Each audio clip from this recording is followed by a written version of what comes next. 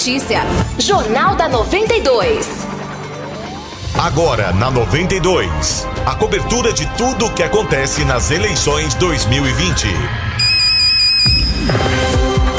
Neste bloco, vamos dar início à nossa entrevista com os candidatos à Prefeitura de São João da Boa Vista. Antes de começar, eu gostaria de passar para vocês, ouvintes, algumas regras pré-determinadas com as quais os candidatos estão de acordo.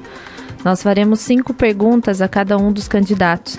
A primeira delas teve o tema eleito nas nossas redes sociais, que foi Lei dos Bares. As 3 perguntas seguintes foram elaboradas pela nossa equipe de jornalismo. E a 5ª pergunta é a única que foi elaborada exclusivamente para cada um dos candidatos, já que diz respeito aos planos de governos que cada um propõe. Os candidatos terão 2 minutos para responder cada pergunta.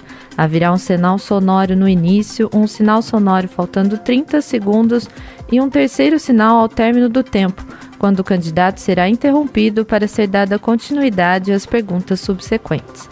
Pedimos que o candidato mantenha a objetividade e a brevidade em suas respostas. Lembramos que essa entrevista possui um caráter informativo, portanto, pedimos que o candidato não peça votos para não descaracterizar o objetivo da entrevista.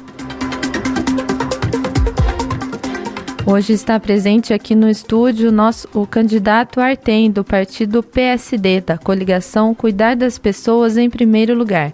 Bom dia, candidato. Seja muito bem-vindo ao Jornal da 92. Bom dia, querida. Eu que agradeço aí a 92 pela oportunidade.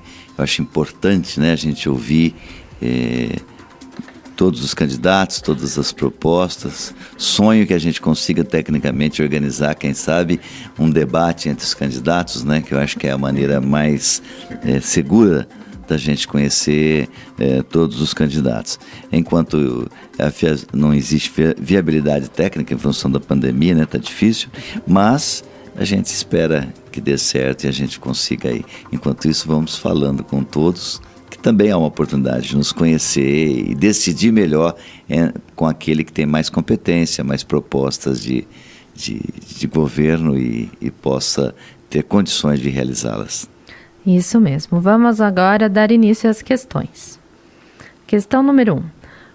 Os ouvintes da Rádio 92 votaram pelas redes sociais o tema Lei dos Bares para a primeira pergunta aos candidatos. A lei referida é a número 2.933, de 30 de dezembro de 2010, que na época foi envolta a muita polêmica.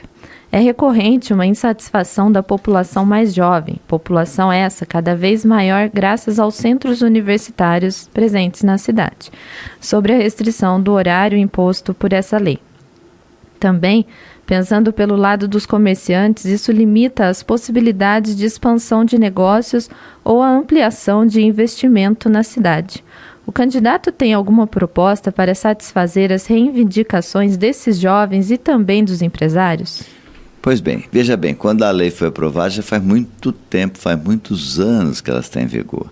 A realidade da cidade também era completamente diferente da realidade atual. E a gente percebe que essa reivindicação dos jovens é algo muito forte, está muito presente entre os jovens, principalmente não só jovens, não é?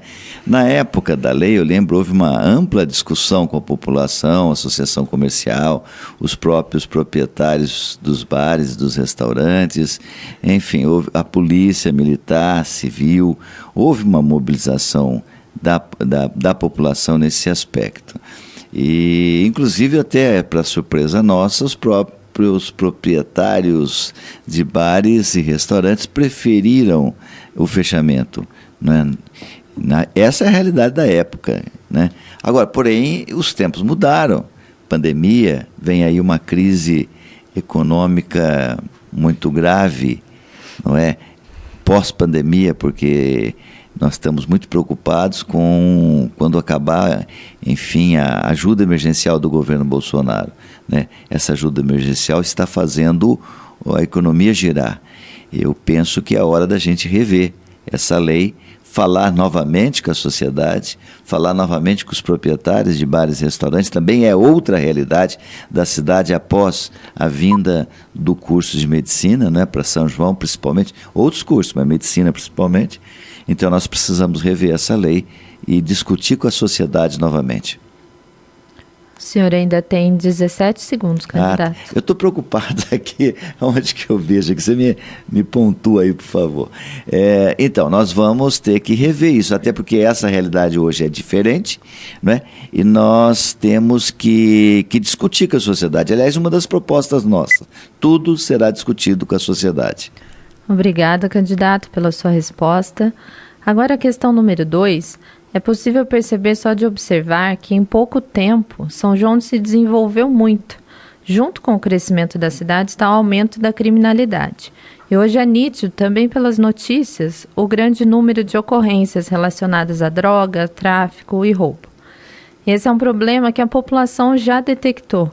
E então, como o candidato vê essa relação de crescimento da cidade versus crescimento de criminalidade e de que maneira pretende trazer soluções para essa questão? Veja bem, a cidade cresceu muito, graças a Deus, é uma cidade ainda maravilhosa. Os índices nossos ainda não são tão preocupantes como em outras cidades. São João ainda é um paraíso, né, perto de outras cidades, aqui vive-se muito bem. Mas está crescendo bastante. Cresceu a cidade, desculpa aí a falta de modéstia que eu vou falar, mas um fato é, né? Principalmente a partir do momento em que nós trouxemos o curso de medicina. O ganho para a economia com o curso de medicina que eu trouxe na Unify foi significativo, nós temos os números e que provam aí que nós movimentamos milhões, não só na própria faculdade, mas de um modo geral.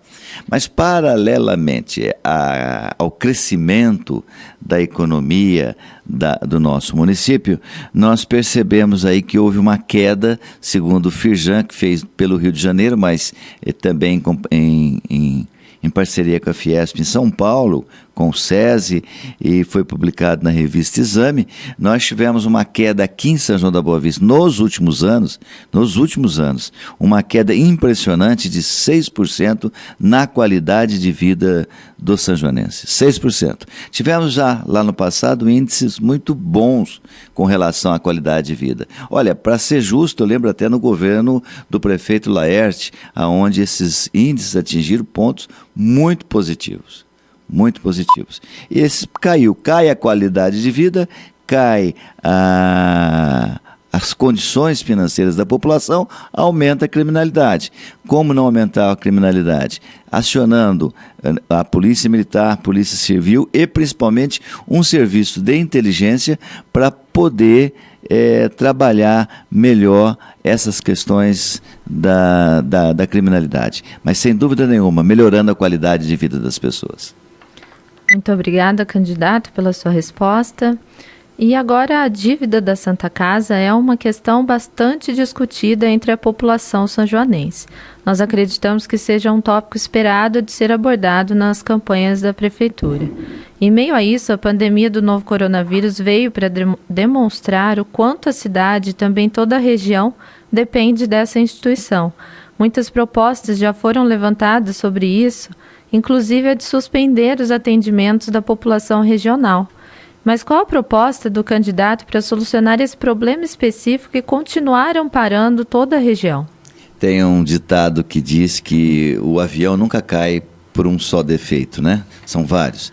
É o caso da Santa Casa. São vários problemas. Eu fiquei 3 meses administrando a Santa Casa. A Unify ficou 3 meses administrando a Santa Casa. Nesses 3 meses, nós pudemos fazer uma análise muito correta de todos os problemas. A regionalização não é o principal problema. Talvez criaremos um problema maior se nós tirarmos a regionalização. Mas ela não está sendo bem conduzida. Tem quem pague, tem quem não pague. Eu vou citar exemplo positivo de quem paga. Aguaí, por exemplo, se você pegar a proporcionalidade que Aguaí paga e o que São João da Boa Vista paga, você vai ter uma surpresa. Você vai ver que a Prefeitura de Aguaí paga mais proporcionalmente do que a Prefeitura de São João, respeitando aí que São João ocupa 70%. O que acontece com relação à dívida da Santa Casa? Falta dinheiro? Sim, falta dinheiro, mas falta antes do dinheiro a administração. Eu, infelizmente, não pude administrar a Santa Casa. O prefeito decidiu trazer um administrador de fora, trouxe lá um rapaz de Mococa ligado ao Grupo Vitale e, infelizmente, nos tirou a oportunidade de administrar a Santa Casa. Mas eu posso lhes dizer o seguinte, que a Santa Casa, eu repassei como reitor da Santa Casa, eu passei como reitor da Unify, nos últimos 4 anos, direta e indiretamente, 11 milhões de reais para a Santa Casa. 11 milhões de reais, além de vários outros benefícios que prestamos para a Santa Casa. E percebemos o seguinte, eu vou dizer com toda certeza, mais do que dinheiro, falta administração. Mais do que recurso financeiro e colaboração da comunidade, a comunidade ajuda muito, a comunidade de São João tem sido sempre muito generosa, né? Então nós precisamos mudar o sistema de direção da nossa Santa Casa. Muito obrigada, candidato. Agora, a 5ª pergunta da nossa entrevista foi elaborada baseada no plano de governo do candidato, que está disponível para a população no site divulgacandecontas.tse.jus.br. O senhor fala bastante de inovação ao longo do seu plano de governo. Sim. No item 186, o senhor diz sobre a implantação de polos e de um parque tecnológico. Porém, em 2018, foi constituído o Inova São João, programa voltado para o desenvolvimento de startups na região. Essa iniciativa partiu de um conglomerado de empresários e instituições sanjoanenses. Até o momento, o projeto teve baixa adesão e não se desenvolveu como esperado. Como o senhor pretende implantar uma política pública com relação a isso, já que hoje essa é uma iniciativa privada apenas com a participação da Prefeitura? A Prefeitura, além das suas próprias ações, ela deve ser vetor ou vetora de ações que possam proporcionar conquistas econômicas, sociais, principalmente sociais, para toda a comunidade de um modo geral. Você não pode ter, às vezes, o domínio, não é da sua função, mas você pode ser um incentivador, você pode estimular, você pode chamar a sociedade para fazê-lo, né, para fazer a roda do círculo virtuoso girar. Eu tive a experiência como reitor da Unify diversas vezes tive a oportunidade de fazer esse círculo virtuoso começar a girar e conseguimos ações que nem eram muito inerentes a nós, né? Mas que através de incentivo, de apoio, de exemplos, você faz com que todos participem. O que nós estamos percebendo hoje é que a sociedade está sendo muito pouco ouvida.